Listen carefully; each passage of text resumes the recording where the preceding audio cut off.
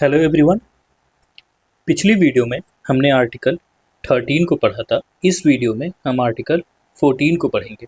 Article 14 Indian constitution का बहुत ही important article है। यह है काफ़ी छोटा बट बहुत कॉम्प्लिकेटेड आर्टिकल है, ठीक है। तो इसे हम आज इस वीडियो में पढ़ेंगे। Article 14 says equality before law means laws सभी पे इक्वली अप्लाई होगा। ओके जितने भी पर्सन हैं in the territory of India सभी पे इक्वली अप्लाई होगा।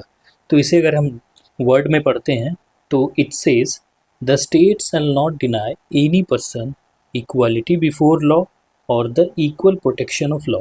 मीन्स ये कहता है कि स्टेट डिनाई नहीं कर सकता है equality before law. Equality before law means no discrimination. No discrimination means state, यहाँ स्टेट का कहने का मतलब इंडिया है। ओके तो स्टेट किसी भी पर्सन में डिस्क्रिमिनेट नहीं करेगा। ओके इसे हम आगे और समझेंगे इन डेप्थ में। और दूसरा कहता है equal protection of law. Equal protection of laws का मतलब है कि रीजनेबल डिस्क्रिमिनेशन स्टेट कर सकता है, ठीक है। तो ये दोनों अपोजिट वर्ड है। ये आपका नेगेटिव कॉन्सेप्ट है और ये आपका पॉजिटिव कॉन्सेप्ट है। ये आपका डिस्क्रिमिनेशन नहीं करने को कहता है और ये डिस्क्रिमिनेशन करने को कहता है। तो इसे अब हम एग्जाम्पल से समझते हैं कि आखिर ये ऐसा क्यों है, ठीक है। तो लेट्स से कि आप एक है बच्चा जो 5 साल का है और एक बच्चा 15 साल का है। तो अगर क्या आप दोनों को सेम फूड देते हैं, सेम क्वांटिटी में फूड देते हैं, ठीक है ना। ओके तो क्या ग्रोथ दोनों का सेम होगा? नहीं होगा, क्योंकि अगर आप इसे 2 रोटी दे रहे हैं और इससे भी 2 रोटी दे रहे हैं तो दोनों का ग्रोथ सेम कभी नहीं होगा, ठीक है। आप इक्वालिटी तो मेंटेन कर लिए, आप डिस्क्रिमिनेशन यहाँ नहीं रखे, लेकिन क्या हुआ कि ग्रोथ जो है सो इक्वली नहीं होगा, ठीक है ना। तो आपको क्या करना होगा, इसे 2 के जगह 6 रोटी देना होगा। तो आपका जो ग्रोथ है ये भी ग्रो करेंगे और ये भी ग्रो करेंगे।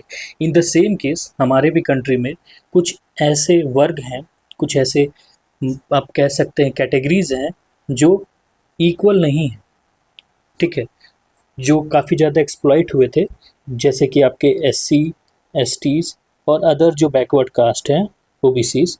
तो इनके लिए गवर्नमेंट स्पेशल प्रोविज़न बनाती है, स्पेशल प्रोविज़न्स बनाते हैं, ठीक है ना। तो ये जो बनाते हैं ये आपके इक्वल प्रोटेक्शन ऑफ लॉ के तहत बनाते हैं, ठीक है ना। तो ये ज़रूरी भी है ताकि इन वर्गों का, इन कैटेगरीज़ का अपलिफ्टमेंट हो सके। ओके और ये जो डिस्क्रिमिनेशन होता है ये रीज़नेबल होना चाहिए, रीज़नेबल डिस्क्रिमिनेशन होना चाहिए, आर्बिट्रेरी नहीं होना चाहिए, ठीक है ना। तो आप इसको एक और एग्जांपल से समझिए, ज़्यादा क्लियर होगा। कि सपोज़ करिए कि कोई एक एडल्ट है, राइट, कोई एक एडल्ट है और वो मर्डर करता है, तो उसे या तो उसे आजीवन कारावास हो सकता है, लाइफ इम्प्रिजनमेंट, या उसे 14 साल का जेल हो सकता है। लेकिन वहीं अगर कोई माइनर मर्डर करता है तो उसे मैक्स 3 इयर्स का जेल हो सकता है, ठीक है। तो ये ऐसा क्यों है? और ये इक्वली होना चाहिए। अगर हम इक्वल प्रोटेक्शन ऑफ लॉ के तहत जाएँ, आर्टिकल 14 कहता है कि लॉ इक्वली अप्लाई होना चाहिए, तो दोनों को या तो लाइफ इम्प्रिजनमेंट होना चाहिए या तो 3 साल का सज़ा होना चाहिए, दोनों को सेम होना चाहिए था, लेकिन नहीं होता है। क्यों नहीं होता है? क्योंकि रीजनेबल डिस्क्रिमिनेशन अलाउ है, ठीक है ना। एक एडल्ट करता है तो उसे हीनियस माना जाता है और एक अगर के माइनर करता है तो उसे ये माना जाता है कि वो विवेक से अपने उस बुद्धि में नहीं था कि वो क्राइम कंप्लीट खुद से किया हो, ठीक है। तो ये था आपका आर्टिकल 14।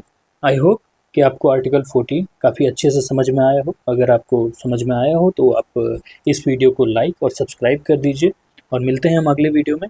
Thank you. जय हिंद।